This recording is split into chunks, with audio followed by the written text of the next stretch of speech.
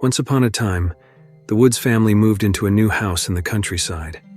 A married couple named Kira and Brian felt proud of the home they had purchased for their children, Stephen and Ellie. Stephen seemed excited about the new place, but Ellie disliked leaving her old friends behind. There was an old painting of a man holding up one finger. There were also strange letters from an unfamiliar alphabet placed above each doorway, with a small triangle underneath. Only one doorway was different.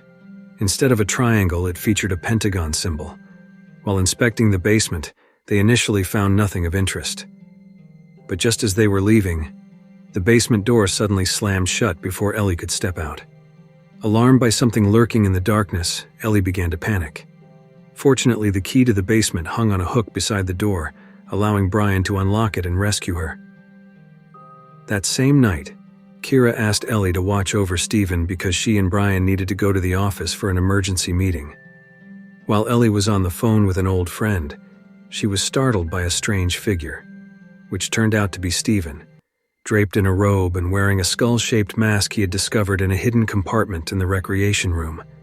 The family was unaware that this secret compartment even existed, so Ellie went to investigate. There she found a plaque engraved with Solve et Coagula, an old record player, and an abacus. Stephen mentioned that a friend had told him this house once belonged to a witch who made a pact with a demon. Curious, they decided to test the record player, which played a man's voice reciting complex equations before starting to count out loud.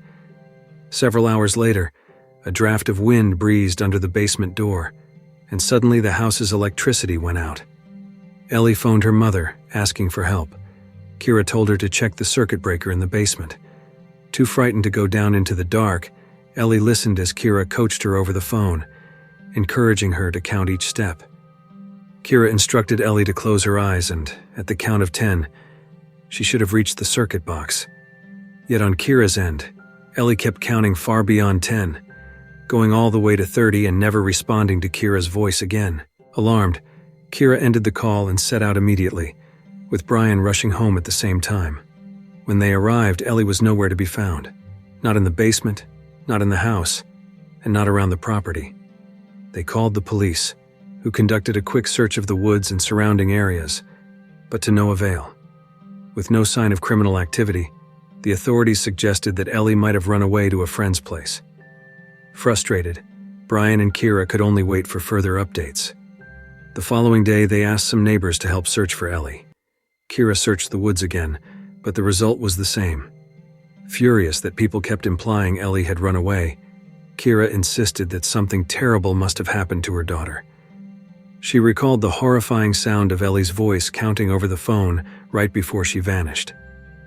When Kira next visited the police station to request updates, the detective said there was little new information. Officers had checked security cameras at bus and train stations and had spoken with Ellie's friends, all to no avail. The detective noted that they still had not found Ellie's cell phone. He did mention that Ellie had recently been bullied online, a fact that left Kira feeling guilty for not knowing about it. Regardless, the detective once again reminded her that, without evidence of a crime, there was little more the police could do. Returning home, Kira noticed the words, "Solve et Coagula," carved above the front door. Intrigued, she decided to do some online research. Meanwhile, Stephen was playing with a ball, which accidentally rolled over to the basement door. Kira's search revealed that the phrase came from ancient alchemy, translating loosely to dissolve and coagulate. The images she found included a 5-pointed star and a strange serpent emblem. Hoping to learn more, she tried speaking with Stephen, but he only recalled that on the night Ellie disappeared, all they did was play the record player. Thinking little of that, Kira turned her attention to Ellie's social media and discovered, to her surprise, that her daughter had gotten an anarchist tattoo on her ankle. Afterward, Kira went down to the basement herself, staring at the pentagon above the door for a moment before stepping inside with a UV flashlight. This time she noticed Roman numerals on the steps and an equation at the bottom, matching what she had heard on the record player. Her biggest shock came when she discovered red faces painted on the basement walls. That was enough for the police to finally send a forensics team. During their examination, one officer accidentally nudged Stephen's ball further into the basement. But apart from the old murals, the police found no new clues. They did observe that the artwork dated back to the 1950s. When asked about the property's history, Brian admitted they knew almost nothing, other than that it had previously belonged to an elderly woman and had been bought at a very low price. That night, everyone tried to get some sleep. Kira, however, was awakened by Stephen, who had wet his bed. After helping him in changing the sheets, she retreated to the bathroom, where she played a recording of Ellie's voice on her phone for some small comfort. Suddenly, Kira heard Ellie's voice coming from somewhere else in the house, specifically from within the sink pipe. The voice persisted even after Kira left the bathroom. Following the sound, she realized it was coming from the basement. Upon stepping into the basement, Kira accidentally kicked Stephen's ball. It rolled down the steps, bouncing far more times than the staircase's length should allow. Startled, she flipped on the light switch and cautiously descended, but found no trace of the ball. The next morning, Brian awoke to discover Kira had never returned to bed. Searching the house, he found her standing in front of a doorway, staring at a symbol above it, the same equation from the basement, scribbling it onto a piece of paper. Brian was skeptical that random symbols could be useful in locating Ellie. Later, Kira phoned her realtor, hoping to learn more about the home's former owner.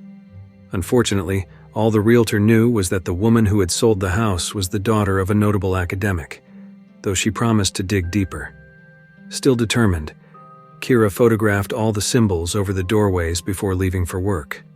She then shared the images with her secretary, asking her to investigate any meaning behind them.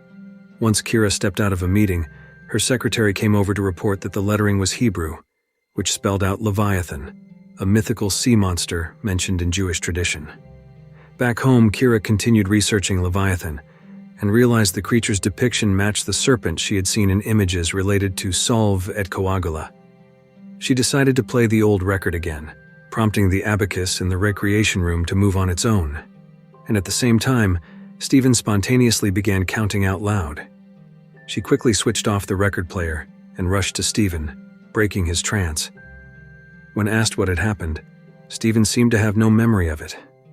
Kira then examined the old painting of the man pointing upward.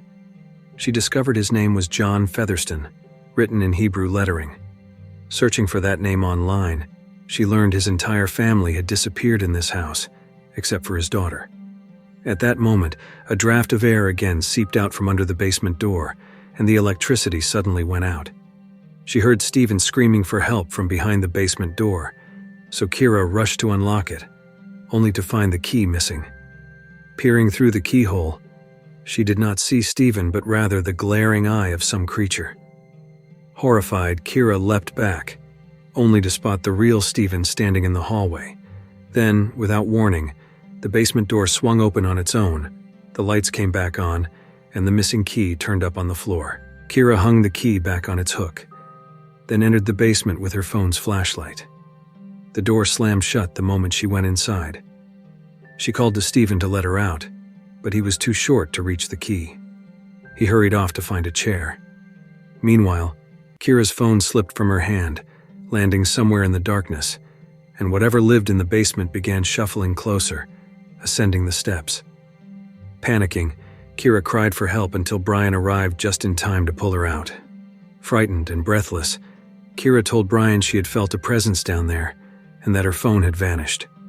She also explained that the Featherston family had disappeared in the same way Ellie had. Brian, however, dismissed this as anxiety.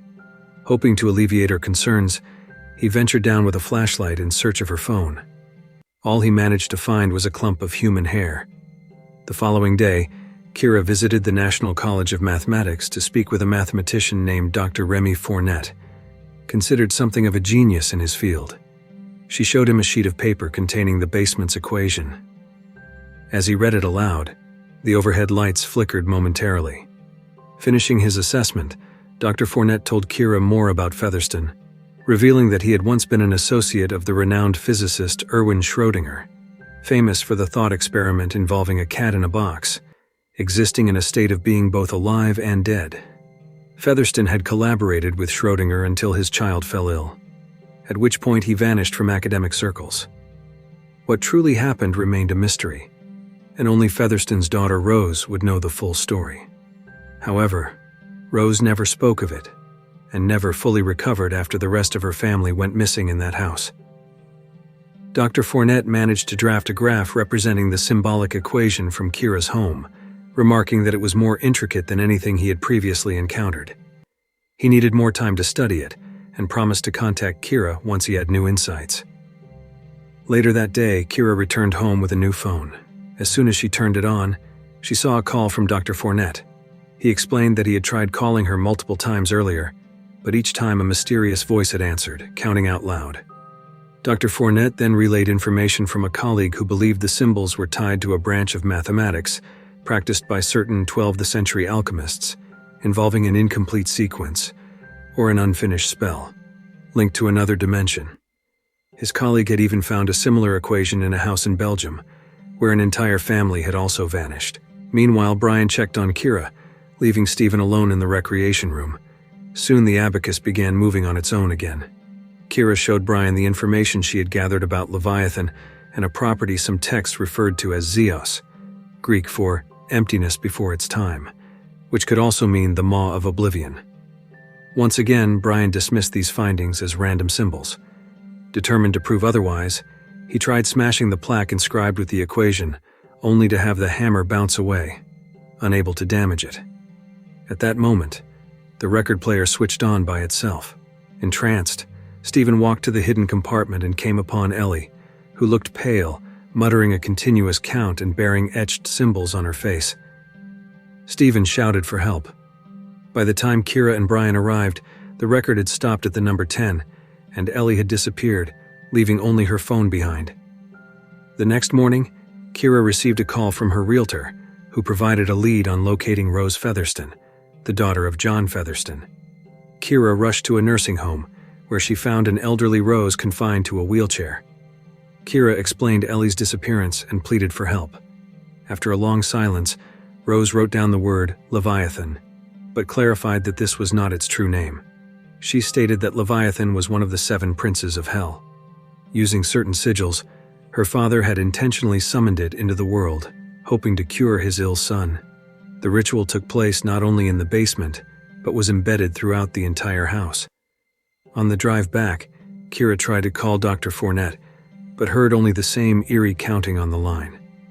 During this time, Brian began his own research, arranging the triangles from above the doors to form a 5-pointed star. Each point bore a symbol, suggesting the demonic figure Baphomet, described in esoteric texts as a gatekeeper to hell. In associated images, Baphomet made a hand gesture identical to that of John Featherston in the old painting, and upon his arms was written Solvet Coagula. Kira then switched on the record player again, explaining that the equation might be a means of opening a doorway. Simultaneously, Stephen lost control of his drone, which drifted downstairs into the basement. Below, Baphomet was waiting. Stephen let out a scream, and the power cut out. Kira and Brian raced after him but found only the crashed drone. Suddenly, Stephen's ball bounced toward the basement. They heard counting from within, and discovered Stephen in the hidden compartment. He was feverish and in distress. While Brian fetched water, Kira tried to help Stephen change clothes, and was horrified to see a 5-pointed star etched onto his chest. Gasping, Stephen said he had just been riding a horned creature.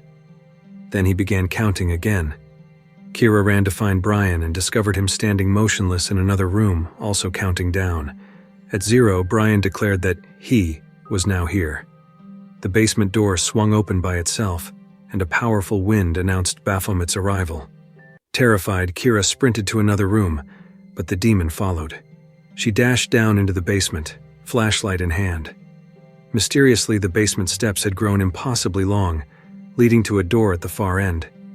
Kira ran down the corridor and found a tunnel, crossing into a vast area filled with lost souls trudging in a line while counting out loud.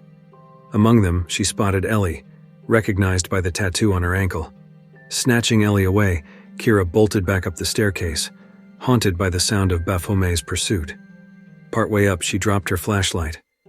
Finally, they scrambled through the door, returned to the basement of the house, and shut the door behind them, trapping the creature below. Momentarily relieved, Kira told Brian and the children that they needed to flee the house. Approaching the front door, she noticed her dropped flashlight glowing on the floor. At once, her family started counting again. Kira flung open the front door, only to reveal another impossible set of long steps. She found herself counting with Brian and the children. The house no longer stood among its familiar surroundings, but rather in a desolate landscape. They had slipped into another dimension and vanished from the real world. And with that, the film ends. If you like this video, don't forget to subscribe. Because by subscribing, you have supported me to make better videos. See you in the next video.